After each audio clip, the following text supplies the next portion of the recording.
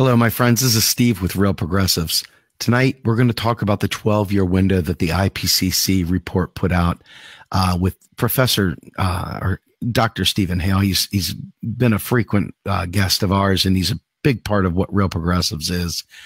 He's also someone who I trust very, very much to really keep it real and keep it within the lines of truthfulness, to give us some bearing. But what I want to do to start this show is kind of talk about what some of the key findings of the IPCC report were.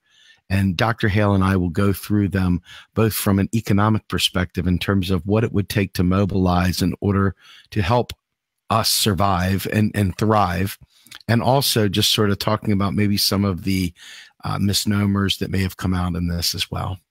But at the top, a key finding of the IPCC report is the dramatic difference that restricting warming to 1.5 centigrade or Celsius above pre-industrial levels would have on the global environment. I think this is really very important. So I'm going to put this up on the screen for you to see. Go back to it. The scientists found by 2100, global sea level rise would be 10 centimeters lower with global warming of 1.5 Celsius compared to 2 degrees Celsius. Extreme heat waves will be experienced by 14% of the world's population at least once every 5 years at 1.5 Celsius. But that figure rises to more than a third of the planet if the temperature rises to 2 degrees Celsius. Arctic sea ice would remain during most summers if warming is kept to 1.5 degrees Celsius. But at 2 degrees Celsius, ice-free summers are 10 times more likely, leading to greater habitat losses for polar bears, whales, seals, and seabirds. If warming is kept to 1.5 degrees Celsius, coral reefs will decline by 70 to 90%. But if temperatures rise to 2 degrees Celsius, virtually all the world's reefs would be lost. So with that astounding set of features, I'm going to go ahead and bring on my guest, Dr. Stephen Hale. Welcome to the show, sir. Thanks for having me on again, Steve. It's a pleasure. So, I mean, this is pretty big stuff if you're paying attention at all. And for the average person that's both watching here and reading these things coming out, this has got to be either terrifying or they go, yeah, we've heard this a million times before. Nothing's going to happen. What is your take on the IPCC report? It's easy to be terrified by it, and it's easy to be terrified and end up being despondent and just not wanting to listen anymore when you listen to the sort of things you just read out, all of which are entirely realistic. I wouldn't overly dwell on that 1.5 degree figure either, which although it's what the recent report was all about and was focusing on. A positive way of looking at it is that if we go to 2 degrees warming above what they call pre-industrial levels, which is really what the average global temperature was in the late 19th century, then we'll get more. There'll be all sorts of major costs around the world, which are obvious already at having just gone 1 degree above what used to be the average temperature on the planet. But we can deal with them. I mention this because that report made some assumptions. It particularly made assumptions about the development and scaling of negative emissions technology, or an ability to suck large amounts of carbon dioxide out of the atmosphere, which are optimistic because that technology is unproven on any scale as yet. If you read through the summary for policymakers, you'll see that they've made assumptions about that. The European Environment Agency earlier this year published a report which indicated that in the absence of that technology, we've basically already gone past 1.5 degrees. They said that to keep a 50% chance of keeping global warming within 1.5 degrees Celsius. I'm just looking at where I've got it written down on the wall, above the levels of 150, 200 years ago. We needed to keep atmospheric concentration of carbon dioxide equivalent gases to 430 parts per million, if that's not bamboozling a statistic like that. Now, they also reported earlier this year that we exceeded that in 2012. Wow. They also estimate that to stay within 2 degrees Celsius with a 50% confidence, we need to stay below 530 parts per million. Now, we're now at 450 parts per million. We'd be going beyond 530 parts per million on current trends in about 18 years from now. So it doesn't change the story, really. If you want to take the IPCC report, you could say we've got sort of 10 years to act to stay within 1.5 Celsius. If you want to take a less optimistic view about the development of technology to suck carbon dioxide out of the atmosphere, we've maybe got about that same amount of time to keep it within 2 degrees. But I don't mean to be negative. I think we should be as positive as we can be. If we don't do anything at all, then the climate by the end of the century is going to be 3 to 4 degrees, hotter, maybe even more than that. So what I want to talk to you, I guess, about is, as a project manager by trade, I'm oftentimes looking at timelines, key milestones, and what do they mean? When they say 12 years, are they saying that we have our act together? I mean, obviously, you just said we've already passed the 1.5. Anyway. Well, that's not me saying that. That's the scientists that work for the European Environment Agency. Sure, yeah. Sure. No. I didn't mean to put it on you like that. But with that in mind, though, as we present that, what are the milestones? What is it? What does that 12-year represent that we bring the emissions down? Which would mean we have to start way sooner than 12 years. It's not like something that we got 12 years to wait. There's intermediate steps that get to that point, that event horizon.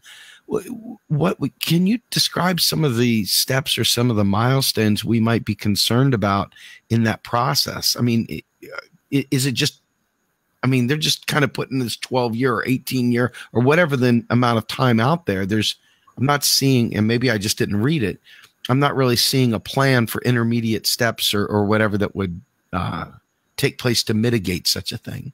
Well, there's lots of ways to lots of ways to bake a cake. Lots of ways to crack an egg. I don't know what the expression is. There's lots of paths you can take, and they model various scenarios within that report. But if you're going to be realistic about it, technologically, it's something that we can do. But in order to do it, you need at least 2 out of 3 political entities fully engaged. One of those is the US government, the other one is the European Union, and the third one is China. And I think it's unreasonable to expect China, although China is the biggest emitter, but because of the stage of its economic development, to take the lead. So then it has to be the US and the European Union, probably with the US in the lead. So that's why I said on another podcast I did recently that I think the next US presidential election is the most important democratic election in the history of our species. That's how important I think it is. It's terrifying to think that when you look at the people they're trotting out already from the neoliberal Democratic Party, you're looking at people like Kamala Harris, who are true Wall Street people. You're looking at Cory Booker, who has already sold out several times whenever there's been an opportunity to take a legitimate progressive stand. You're looking at people that are veneer of progressivism with a whole bunch of very, very neoliberal background that first of all are absolutely economically illiterate, and secondly, they are truly on the hook for somebody's paycheck. If you look at the donations they receive, what kind of they are going to change their mind, though, Steve. Well, they're going to change their mind. Maybe I don't know whether by the time the election comes around, but in 5 to 10 years' time, everybody's going to change their mind. That's what I think, which is kind of, I think, hopeful, because it may be that by that stage, extraordinarily severe action need to be taken, even if we can develop technology to suck carbon dioxide out the atmosphere and to deflect some of the solar energy, geoengineering to try and limit the consequences of what we're faced with. It's not all doom and gloom. I'm not sure how to. I could go through a series of measures that that would be that might be part of a path to a sustainable future. Or we could step back a bit, because this is all. If you look at this in the face, it's almost almost so scary as to be off-putting. And I remember in Kate Raworth's book, Donut Economics, which I recommend everybody to read at some point, even though Kate is not, well, she may know about modern monetary theory, but she doesn't write as though she does. But she's a great ecological economist. When she was first asked by Oxfam to do some work on whether green economic growth indefinitely was a possibility or not, and she started investigating, it was almost too scary an issue to take on, to look in the face. So she sort of approached it from the side, kind of. Let's suppose you were elected president in the next election, and you've got a Treasury Secretary who's Stephanie Kelton, and your chairman of the Federal Reserve is Warren Mosler, and you've got Randall Wray in charge of the Congressional Budget Office. And just like Roosevelt was regularly in contact with a foreign economist, John Maynard Keynes, you're regularly in contact with a foreign economist, William Mitchell. And you've got on your cabinet or as advisors, you've got Scott Fulwiler and Fadel Kaboub and Matt Forstater and all sorts of other economists that we respect. Now, what sort of society would you want to create? That's where I want to start from, I think. What is it that you'd be looking to do? Well, I can tell you from my perspective, I would like to see us taking a more sustainable approach to not only production and society, but an equality-based thing that would allow our cities to flourish without having so much poverty in them, without having so much pollution in them, to elevate, all ships, if you will, to ensure that everyone has their basic needs met, and to prevent, people making decisions based in desperation. That would be the kind of society I would want, based on an ecologically friendly, scientific build of our country, of our world. Well, I agree with you. And neither you or I, in setting all those things out, have said anything about gross domestic product. Not a bit. It may rise, it may fall. It's not the point, really. Just like the fiscal balance is not the point. And we need to take the focus away from worrying about what the government budget balance is. I mean, it's not that it's not important. It's just that it may be appropriate to run a fiscal deficit forever. And if it is appropriate to run a fiscal deficit forever to balance the economy, to manage the economy and the environment, then that's fine. As far as real GDP is concerned, as far as the scale of economic activity in the country is concerned, I would like to be similarly agnostic, because even once we do all the things that I'm about to suggest, I'm not sure whether the scale of economic activity, the quantity of goods and services we produce over time, can continue to grow indefinitely. So that's one form of agnosticism. Even if it could sustainably, without destroying the climate and our natural environment, I'm not sure that it would be optimal for it to, because economic activity, however it's organized, has both benefits and costs. And if the social and environmental costs of additional economic activity ever come to exceed the benefits, then even if you could do it without destroying the planet, it's not necessarily the case that you'd want to. So what I would want to do over time, and this would involve increasing real GDP in the short term, it would involve using up some of our limited carbon budgets too, because it would involve making investments now to make things better in the future. But I'd like to build a society where people had economic security, where there was full employment, where there was no involuntary unemployment or involuntary poverty, where there was a much higher level of equality of income and wealth than is the case at the moment, where there was free access to good quality education and healthcare for all. And of course, above everything else, there has to be ecological sustainability. Climate change is not the only issue there, but it's the most pressing issue. So once we've got all those things in place, then if you want to target something like Phil's Genuine Progress Indicator. But otherwise, we'll still measure gross domestic product. We'll measure the monetary value of what's been produced in the economy in a year. But like the fiscal balance, it should become something of no interest, because it is not a goal in itself. It is a means to an end. Right, having said all that, let's go back to what you could do. One thing you could do is you could confiscate or nationalize all coal production. It may be that you don't want to confiscate coal production because of the impact that has on the savings of people that have invested in fossil fuel companies. But you could do something like swap very long-term government securities or perpetuities paying a very low rate of interest forever for shares in companies involved in coal production or fossil fuel production generally, and you could just lock them up eventually. You couldn't do that overnight, but you were talking about having 12 years to deal with the climate change crisis. And roughly speaking, given what scientists say about our carbon budget, which is the total amount of carbon dioxide and other greenhouse gases that we can safely emit if we are going to stay below, say, 2 degrees Celsius above pre-industrial levels. Yeah, that's something like that, maybe a little bit more, 12, 15 years, perhaps a little bit more than that is the amount of time we have at the current level. If everybody was using up the same amount per head of greenhouse gases as an Australian or an American, it would be 5 or 6 years.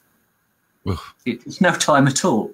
And we free ride off everybody else. You know, we free ride off all those African people who are not using anything at all at the moment. Or to put it another way, like I said on a podcast, that people really don't like you saying this. And I'm reluctant to come on and talk about this because even in New York, I felt uncomfortable because it's easy to misinterpret what you're saying. I'm in favor of economic development. I'm in favor of improving the quality of what we provide over time.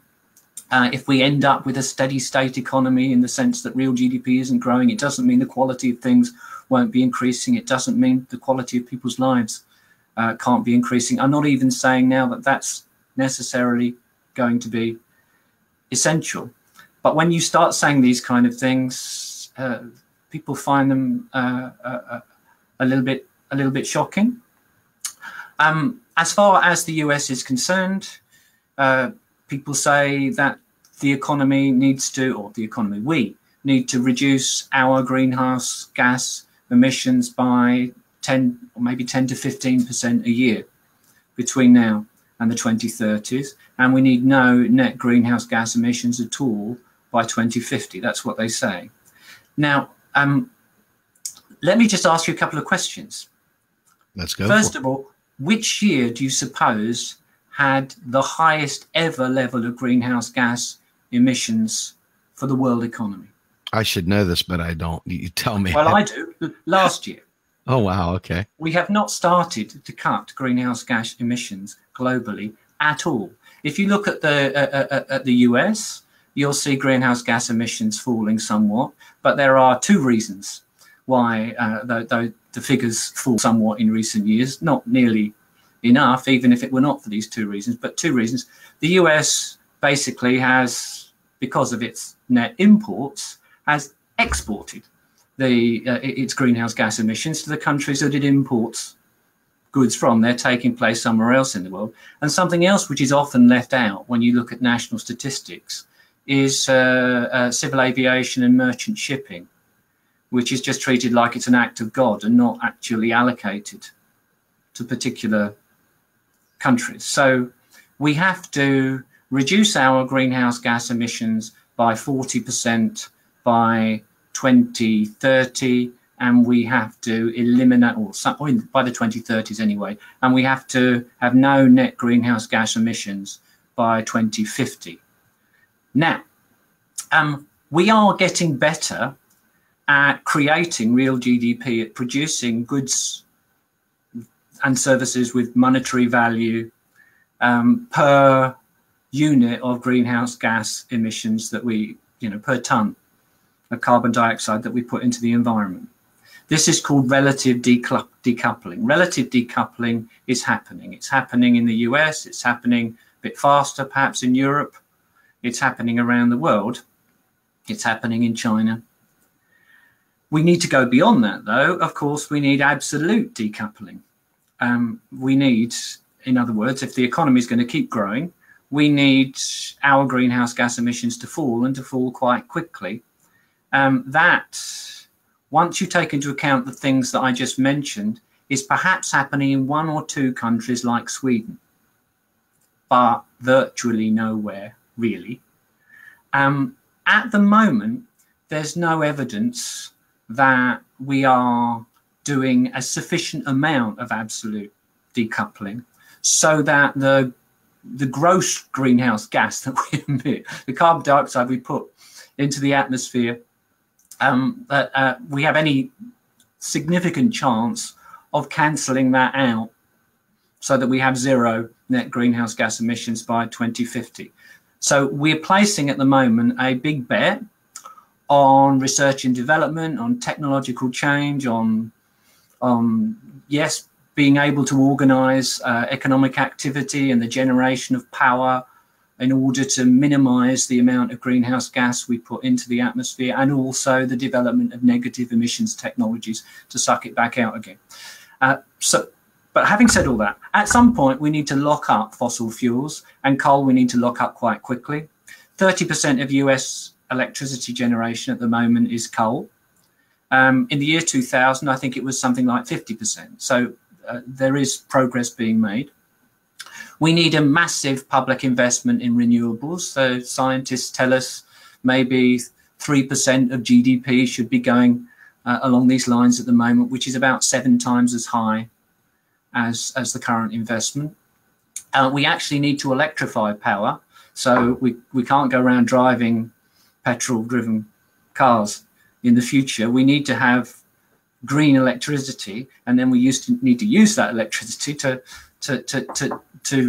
provide more of the total power that we use around the world.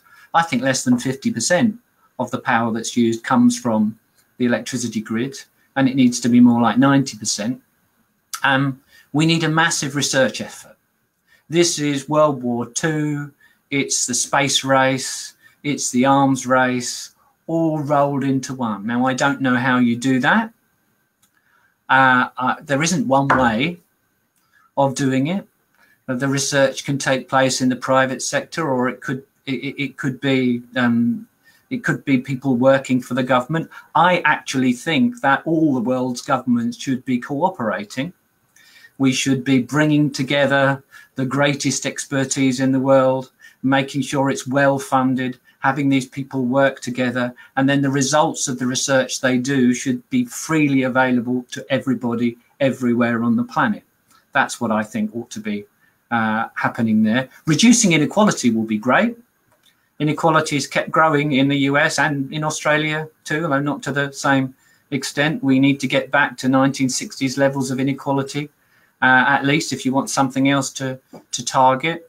A climate scientist that I I've forgotten his name at the moment, that I've been reading a lot by recently, provided some, or at least made a statement with some evidence to back it up, that 10% of people are responsible for 80% of emissions around the world, and that would be true within countries.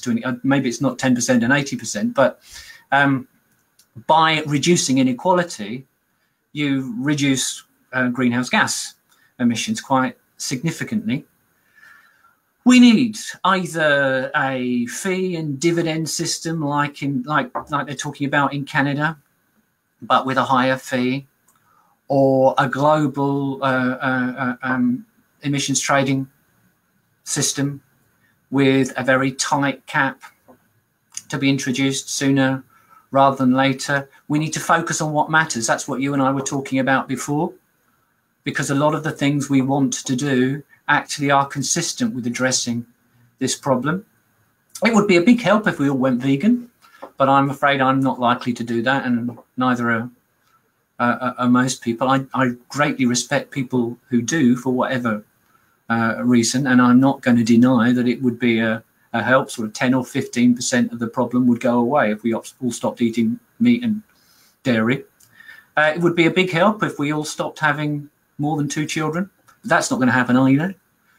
I think we have to ask some quite difficult questions too. I am not certain about whether renewables can be rolled out quickly enough at scale, and whether there will be sufficiently efficient and reliable batteries available, and we'll have the resources to build them quickly enough to deal with all this without thinking again about nuclear power. Because for all its downside, nuclear power does not generate these greenhouse gas emissions. You know, it's funny. I was talking to a friend the other day, and obviously, you know, we see the outcome of Fukushima, and we see the outcome of several other reactor problems that we've had, you know, in Russia, et cetera. And there's nothing good to be said about it. But yet at the same time, though, we see clearly that nuclear power provides tremendous, you know, environmental good as well. I'm really it shouldn't be a permanent part of the story.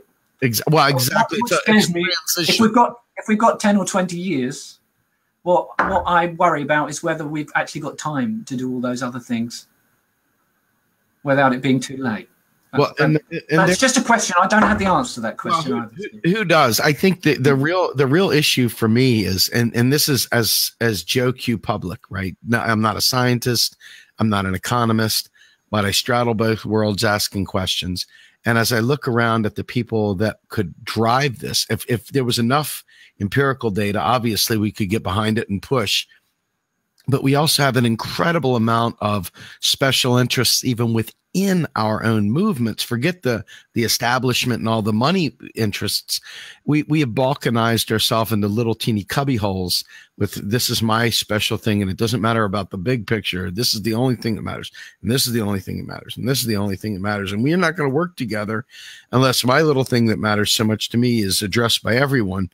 And then we end up deadlocked, and then we end up with full inertia, and that's why you're going to probably not see the kind of drop in our greenhouse gases, because we're never going to actually push for it, and it's going to come to a point where you say, "Hey, can we even do anything about it?" And it's, you know, I don't know if you've ever been around people that see calamity coming and they just pretend like it's not coming, and they just hide their eyes, and then it comes and whoosh, gone. I think we'll always be able to do something about it. It's just a question of how severe the consequences will be. Well, sure.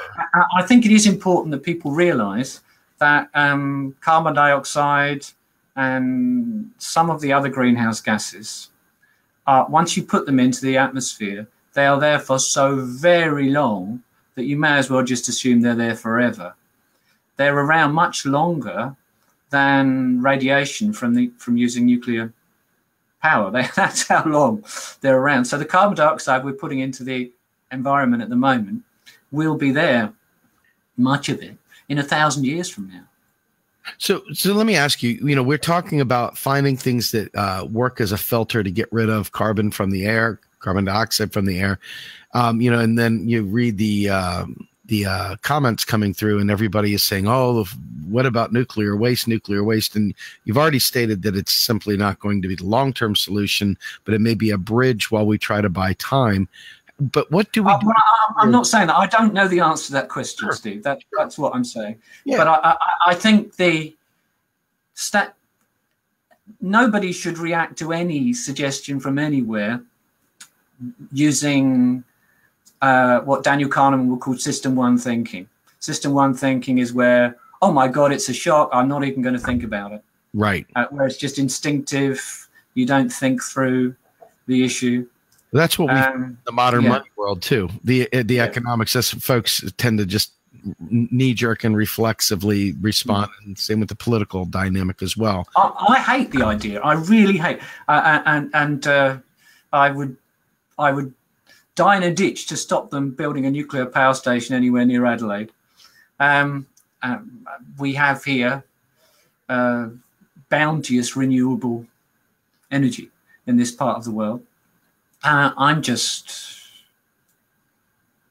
putting the question out there. It may be that it is possible to roll out around the world renewable energy quickly enough with storage capacity so that this is not necessary. There are people that I respect who tell me that they know about these things that are skeptical about that.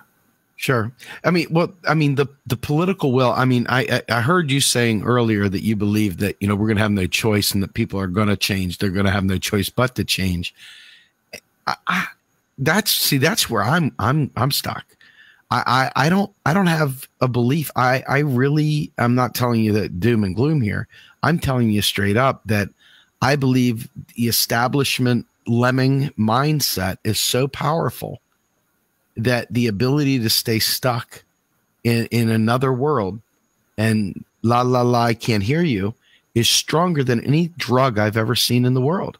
I've never seen anything come close to the power that the party sycophants hold to. It is the strongest drug ever.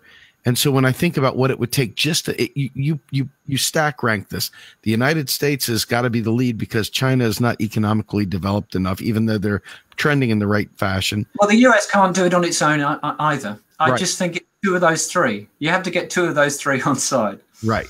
But we see that Donald Trump took the presidency, and this is people who are recalcitrant. They don't want to hear anything about government doing anything. They're more than happy watching them burn it down. And unfortunately, this is a large part of America. And if we're looking for America to lead in anything, that's what you got. And I'm not giving. But most people are going to change their mind. I think you're right. I hope you're right. I'm just what I'm telling you is I'm optimistic. I'm not. I want to be with you. I want to be with you there. I want to be with you there. But and obviously social media is but a very, very small microcosm of the real world. Okay. But there is a large subset of people that you would have considered allies that can't stay focused for 2 minutes on a subject. They can't stay focused on anything important. And if this is as important, Kelton just came out the other day in her Stony Brook speech and said it was the #1 issue. Climate change. And you have to be, oh, am I going to say this? Yes, you have to be stupid not to see it as the #1 issue. I think it's obvious now.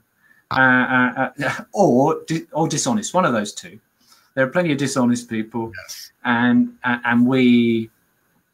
there are plenty of people who don't care about your grandchildren. Because the worst consequences of this, well, first of all, the worst consequences of this are not going to be felt in the US or in Australia anyway. They're going to tend to be felt in lower income countries and already are.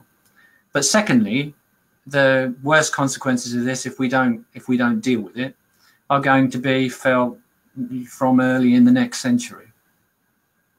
We're not going to be around anymore. So there is that temptation to just ignore the issue. However, of course, some of the consequences of global warming are already obvious. We are seeing more frequent extreme climate events in the world than previously, and a scientist who was the German government's chief advisor on climate change called Joachim Schnellhuber, I can't get his name right, is amongst the people to look at this statistically and to say that it appears that there is a link already, demonstrably a link between global warming and a greater frequency of extreme climate events around the world. Assuming these people are right, then this can only become more obvious as the years go by, and it's just a question of how far we go before we start taking serious action. It does need to be quite dramatic. It needs to be a progressive Donald Trump type character, really, in a way, somebody that comes to power and just says, well, you know, this is what I want to do. This is what we're going to do. Because when you look at the charts in the IPCC report, if you look at the summary for policymakers, they have a chart where they've got greenhouse gas emissions rising year after year after year. And then they say, well, this is what we're forecasting if we're going to avoid, they say 1.5 Celsius, but they probably mean 2 Celsius. Like that. It's been going up like that. And from now it has to go like that. And then they say, well, we can do this. It's technically possible. Well, that's a good thing. It's good that they say it's technically possible. It's then just a matter of how many years has to go by before there is elected in the major European governments and in the US and elsewhere in the world. Australia is the worst emitter per head of the OECD countries. We're just not important because there aren't many of us. That doesn't mean I'm not saying we should take responsibility for that.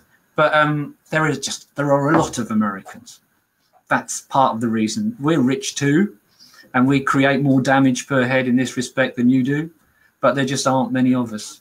How long has to go by before we get a president of the US who, a bit like, not that I'm the greatest fan of Justin Trudeau, but that is able to stand up and say, look, this is a major problem. We have to deal with it. We can try and deal with it through the market by having a high price on carbon, and you can do that in a revenue neutral way to make it more palatable and to protect those on low income from the consequences of a rising cost of living. But if you go through the market, you provide the private sector with signals which should help to reduce emissions over time. But that's then not enough. You have to do some other things as well, which is why I was listing the other things I went through. As you and as many of the people that watch this podcast know, Phil Lawn is a very good friend of mine. Yes. And I think he is Australia's leading ecological economist and very well versed in modern monetary theory for longer than me. So I defer to these people. I listen to them. I read what they've got to write. I read the scientists that they recommend me to read, and none of these people are saying that it's impossible and that we're bound to have a climatic catastrophe. It is possible to limit global warming and to avoid an ecological catastrophe. Part of that is going to be technological, but part of it is behavioral too, and changing the things we focus on, changing our priorities, and to an extent changing our way of life. Imagine a New York that was largely pedestrianized, for example. Yes. It's difficult to imagine now, but that's the sort of future. Big cities, big investments in mass transportation, green mass transportation, less car ownership, or at least less car use. Sure. And the cars that we use, they should be running off, they should be powered off the electric grid, and electricity should be generated 90% plus by renewables. That's the kind of future. And I think if you get the right people in positions of power, that they really could start to move in that direction quite quickly. And we end up with better lives, not worse lives. I want to ask you a quick question. It's probably not quick. I mean, the question will be quick, but the answer may not be. For folks that are here because they like to talk about, climate change and they're concerned about the environment, This is one component of this, but the fix is not going to be done just by a bunch of people making decisions to change how they live. That you had said that's part of it, but there is a massive infrastructure / mobilization effort that's going to require the ability to mobilize not only people but resources to address this. And we understand that to be economic in nature. And it's not just a tax. It's not just, when I think about what it would take, first of all, the political will aside, let's just pretend like everybody's on board with this. I think to myself, we have so many answers for green energy already in place today. We have solar highways, we have all kinds of things that could be deployed. And how quickly, whether we have enough human resources to actually deploy them, I can't say that. But let's just say we did even. The economics behind it, folks, if you can get a hold of this, the idea that we can afford to do the changes that need to be done, it should tip you off on a whole bunch of other things. Here's something that it's like do or die to some degree. Not being an alarmist here, but saying, let's just say that we keep this in the red zone so we're not backing off. If you understand the way the economy works, we can take these steps. It's not an issue of affordability. This is not an issue of carbon taxes paying for things. This is a matter of us incenting good behaviors, discouraging bad behaviors through the role of taxation. But it's also about marshaling real resources that we could to provide those filters, to provide those technological solutions, to change the way we do production, to alter the various means by which we store energy, to which we use energy, to which we dispose of waste, etc. The money is not the issue here, correct, Dr. Hale? I mean, this is something that I want people to understand, because if they can take this very concept here about money not being the object, then we can translate that to other areas later as well with healthcare. Money's never the object. You're quite right. As far as a monetary sovereign government is concerned, I think a lot of your viewers know that already. They're probably very familiar with modern monetary theory. The US government is not going to run out of US dollars. The US can run out of things to buy with those US dollars. There are what we often call real resource constraints. So there's a limited stock of labor and skills and capital equipment and technology and infrastructure and natural resources. Now, the ecological constraint is a little bit different. And in a sense, that's the problem, because it's a loose constraint. So it doesn't bind us this year. We can eat into that carbon budget as much as we like this year, but it will bind us in the future. And the more we eat into that carbon budget now, the greater the constraint, the real constraint is going to be in the future. But again, it's a real resource constraint. It's not an issue as far as the money. You can pay for these things. There are many jobs, millions of jobs, future jobs in greening the US economy, in moving towards decentralized solar power or other renewables. Anything that is technically possible can be paid for. This is technically possible. That's what the scientists tell us, anyway. It's not a simple task, and it's a multi-pronged task. I suggested some things already that need doing over time.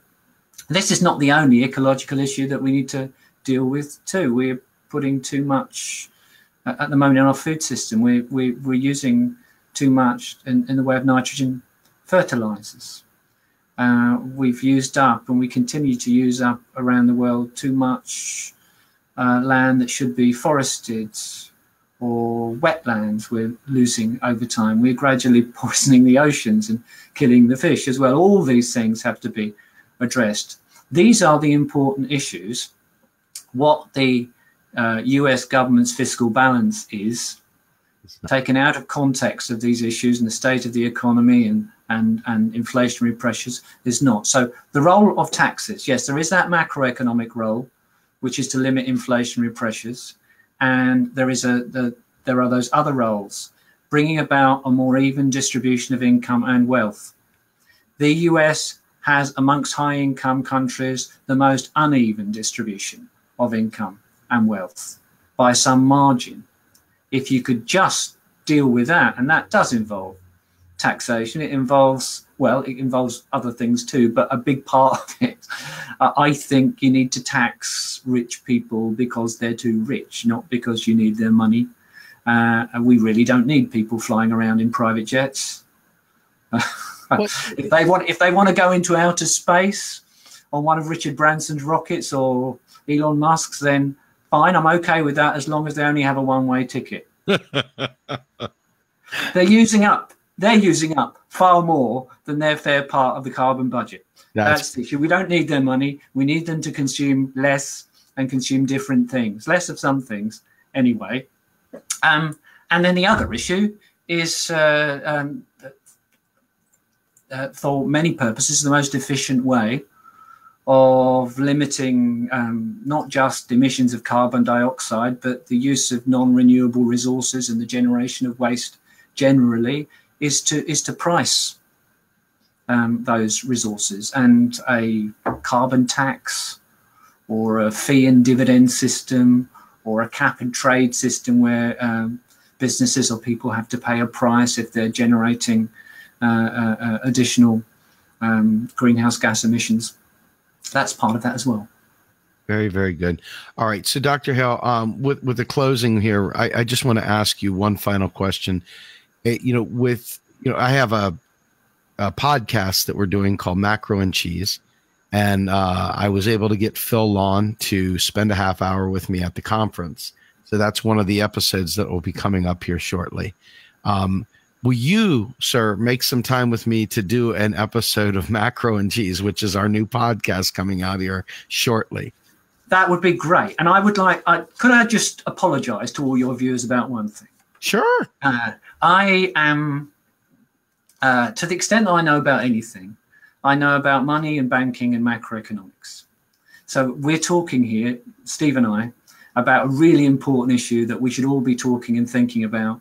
But please don't imagine that I'm the world's greatest expert in it or anything. I'm not. I don't have any particular expertise in this area. I've just done a little bit of reading, as you have as well. So there will be people who are viewing this at the moment that are better informed, much better informed than I am. I just wanted to bring it to everyone's attention. And I've mentioned it at the 2 international MMT conferences we've had so far.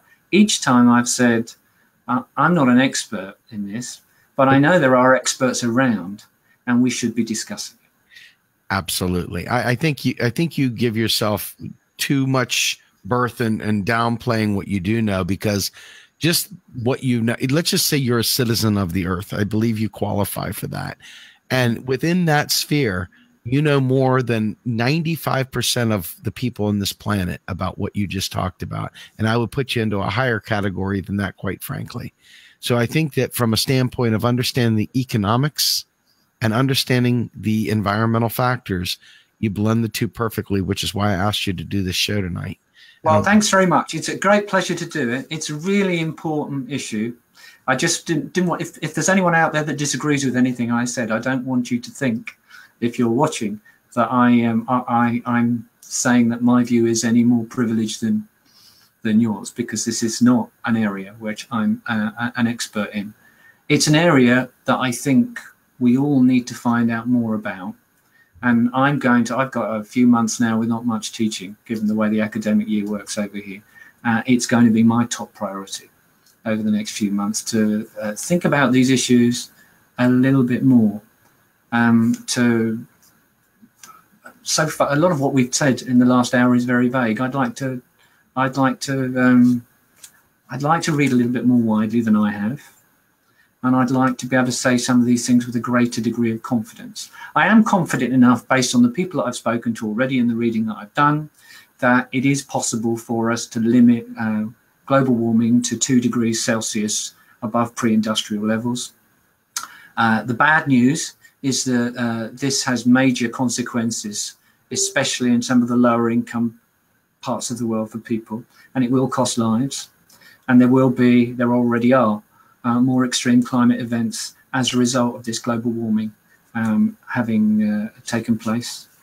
Further bad news, if you like, is that what we're doing now has consequences for the global climate which stretch hundreds of years into the future, not just a few decades into the future. But the good news is that 2 degrees Celsius, from all my reading, is not catastrophic, and we can cap it at that. Very, very good.